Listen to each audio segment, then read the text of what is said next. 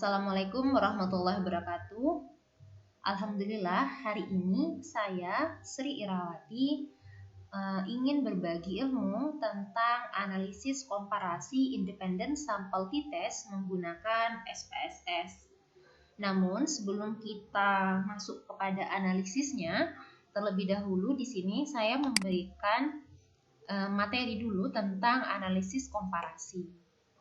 Nah, analisis komparasi itu adalah analisis statistik yang dapat digunakan untuk menguji hipotesis mengenai ada tidaknya perbedaan antar variabel yang diteliti. Contohnya, apakah ada perbedaan prestasi antara mahasiswa yang diajar dengan metode blended learning dengan metode ceramah. Kemudian, apakah ada perbedaan gaya berpikir antara karyawan laki-laki dan perempuan? Atau apakah ada perbedaan berat badan sebelum dan sesudah berolahraga? Nah, analisis komparasi sendiri bisa kita gunakan beberapa analisis, yaitu analisis univariat, bivariat, dan multivariat. Untuk univariat ini satu sampel ya, jadi bisa pakai ini. Di sini sudah saya sediakan beberapa analisis yang bisa kita gunakan. Nah, di sini ada beberapa analisis yang saya centang. Nah, untuk yang saya centang ini merupakan analisis yang harus digunakan jika parametrik. Dan yang tidak saya centang di sini adalah analisis non-parametrik. Analisis parametrik itu adalah analisis yang datanya terdistribusi normal. Sehingga untuk yang terdistribusi normal ini harus menggunakan yang ada centangnya, sedangkan untuk yang tidak normal ini menggunakan yang tidak tercentang. Kemudian t-test sendiri adalah alat uji statistik yang digunakan untuk menguji hipotesis komparatif dua sampel bila datanya berada pada skala interval dan rasio. Jadi t-test ini di sini menggunakan dua sampel ya, dan dia skalanya itu interval sama rasio. Nah, sekarang kita akan membahas tentang uji independen sampel t-test menggunakan SPSS. Saya beri konsep dasarnya dulu tentang uji independen sampel t-test di sini.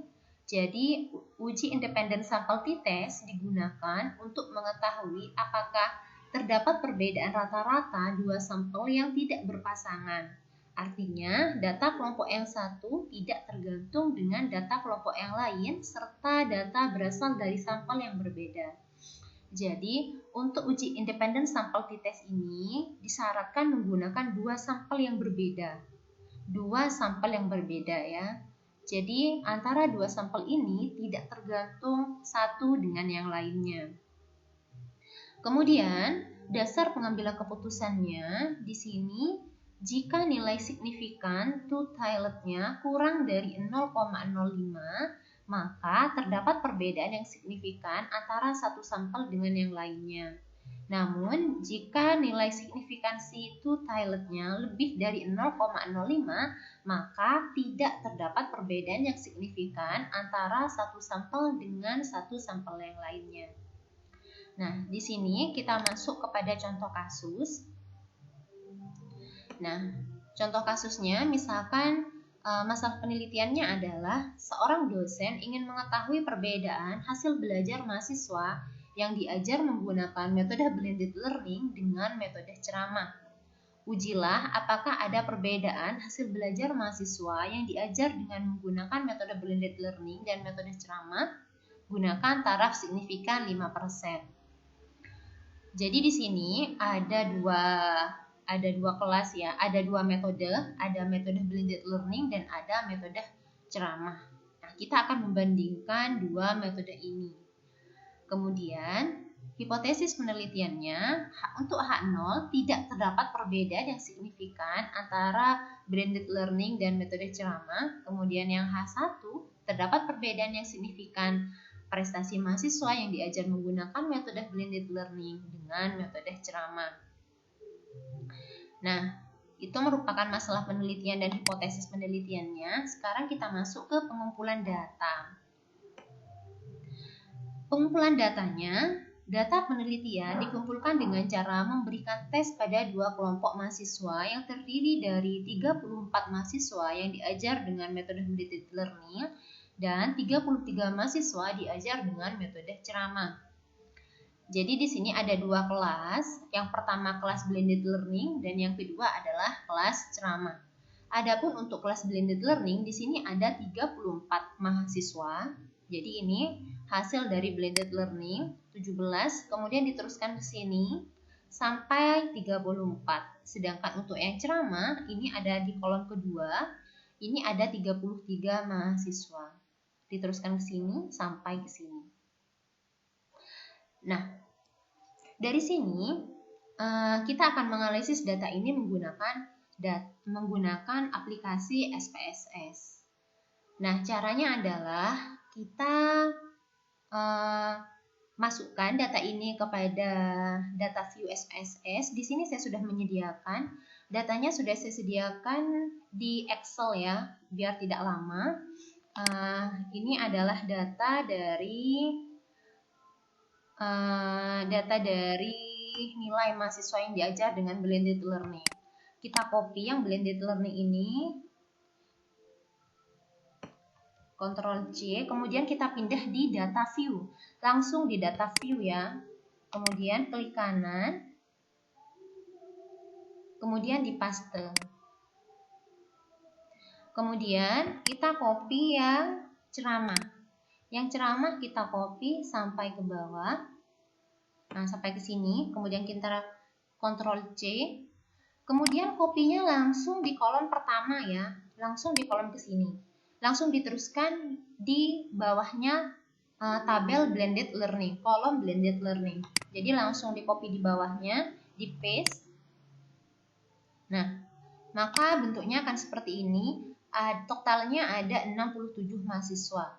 Kemudian kita coding. Kita taruh di kolom kedua di sini. Codingnya di sini untuk yang blended learning kita coding 1, sedangkan untuk metode ceramah kita coding 2. Jadi ini ditulis 1 sampai mahasiswa ke 34. Jadi biar tidak lama, saya kopinya di Excel ya. Saya tulis angka 1, saya tarik pojok kanan ini ke bawah sebanyak 34 mahasiswa sampai sini ya. Nah, kemudian itu muncul sendiri angka 1. Kemudian ini kita copy di sini di kolom kedua sebelahnya metode. Kita paste di sini. Nah, semuanya akan muncul 1. Kemudian dilanjutkan dengan metode ceramah, kita coding 2. Kita copy lagi dengan cara menarik pojok kanan sampai 33 seperti ini. Kemudian Ctrl C, coding di bawahnya blended learning atau di bawahnya 1 di angka 35. Klik kanan kemudian di paste. Nah, akan muncul seperti ini ya. Pastikan ini berpasangan. Kemudian setelah kita mengcoding dan memasukkan nilainya, kita masuk ke variable view. Nah, di variable view di sini ada var 001. Kita ubah ya namanya menjadi kelas. Misalkan ini kita tulis kelas, maksudnya itu kelas blended learning dan kelas ceramah. Sedangkan ini kita beri nama, ini nilai ya. Ini kita kasih nilai dari blended learning dan ceramah. Sedangkan yang ini kita coding kelas blended learning dan ceramah. Untuk desimal kita ubah 0 saja. Kemudian, nah catatannya di sini ada di kolom values ya. Di kolom values untuk yang kelas ini kita coding. Nah, karena kita tadi memberi coding 1 untuk ceramah dan coding 1 untuk blended learning dan 2 untuk ceramah. Jadi kita tulis di sini 1 labelnya blended learning, di add ya. Kemudian untuk value 2 kita coding ceramah. Kemudian di add dulu, baru di OK. Nah, kemudian kita lihat di data view-nya. Nah, Di data view tadi kan awalnya kita itu nilainya kan 1 ya, 1 dan 2, sekarang itu berubah jadi blended learning dan ceramah. Nah, seperti ini. Nah, untuk memunculkan seperti ini, itu caranya adalah kita klik di menu view, kemudian di value labels di sini itu kita klik. Nah, kalau kita klik lagi itu nanti akan muncul angka. Tetapi kalau kita klik lagi, nah akan muncul codingnya blended learning seperti ini ya.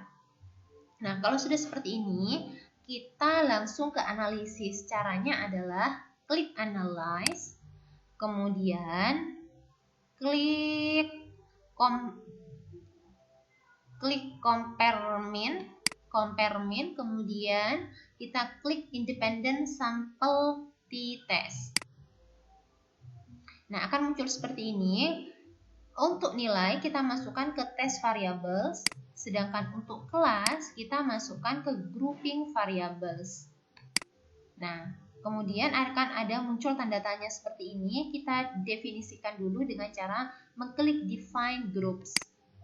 Nah, untuk grup 1 kita ketik 1, untuk grup 2 kita ketik 2. Kemudian di continue, nah, kemudian di OK.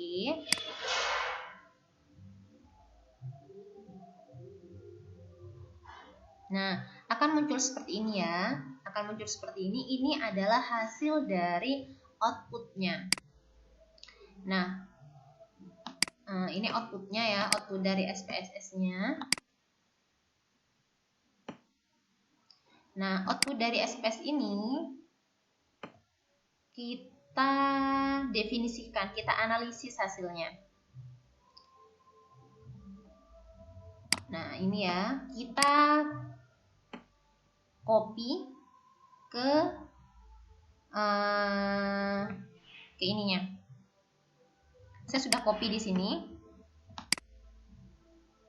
Saya sudah copy hasil analisisnya ya. Ini adalah hasil dari analisis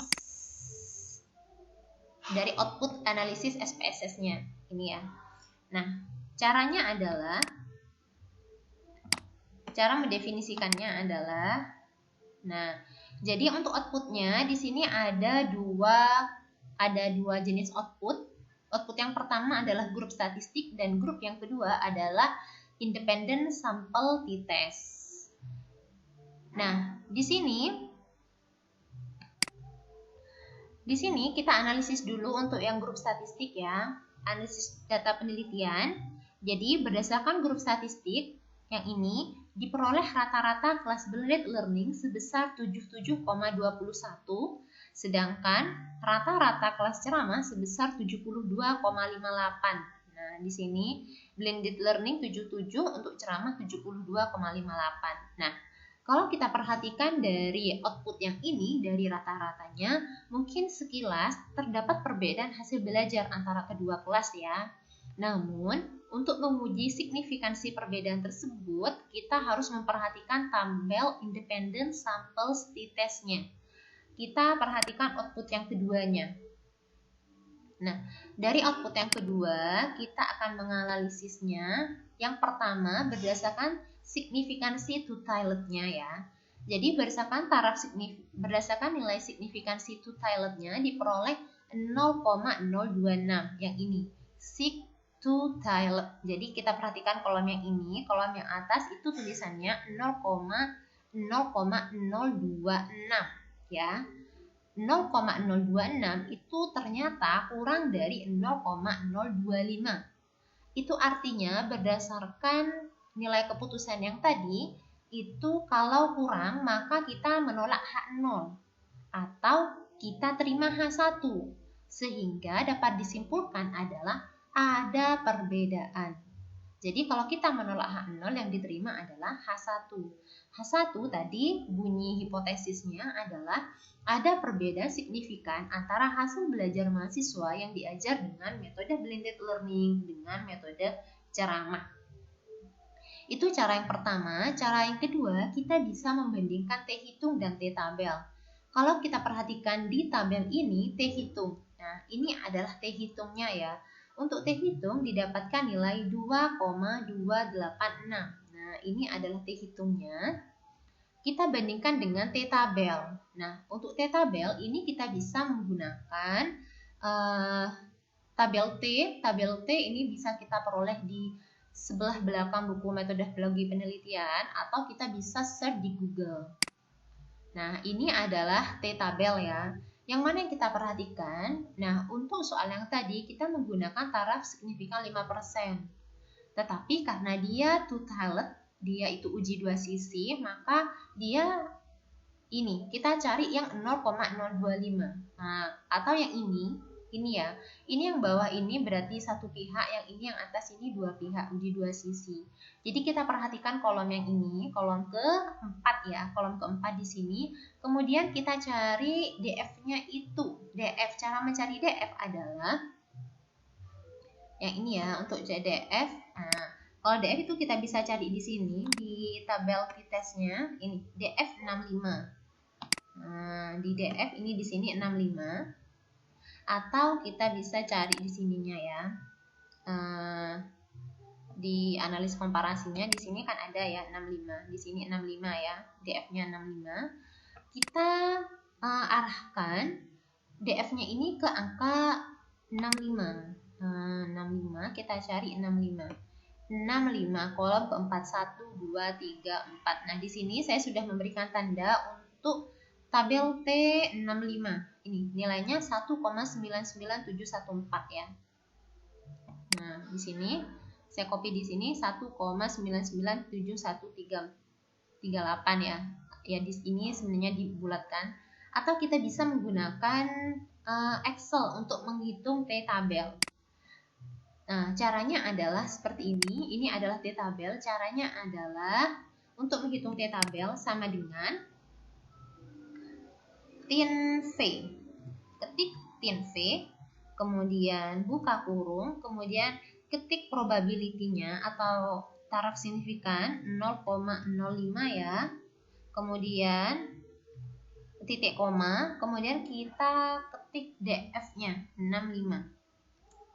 Kemudian di enter. Nah, akan muncul 1,9971338. Ini merupakan T-tabel dengan menggunakan Excel. Nah, ini karena T-tabel, karena T hitung lebih dari T-tabel, maka artinya kita menolak H0, atau dapat disimpulkan bahwa ada perbedaan signifikan antara hasil belajar mahasiswa yang diajar dengan metode blended learning dengan metode ceramah.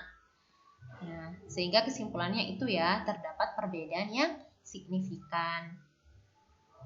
Nah, jika diperoleh kesimpulannya seperti itu, terjadi perbedaan yang signifikan antara metode blended learning dengan metode ceramah, itu artinya dosen tersebut disarankan untuk menggunakan metode blended learning daripada metode ceramah, seperti itu. Mungkin hanya ini yang bisa saya sampaikan. Kurang lebihnya mohon maaf, semoga bermanfaat. Saya akhiri, assalamualaikum warahmatullahi wabarakatuh.